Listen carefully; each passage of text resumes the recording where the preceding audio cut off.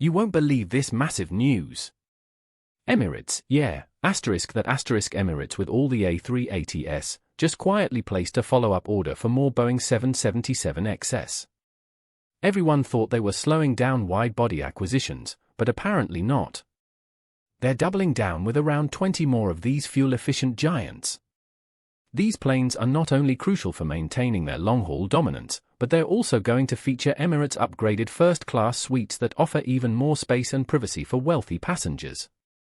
The order slipped under the radar initially, with Boeing updating their order book pretty subtly.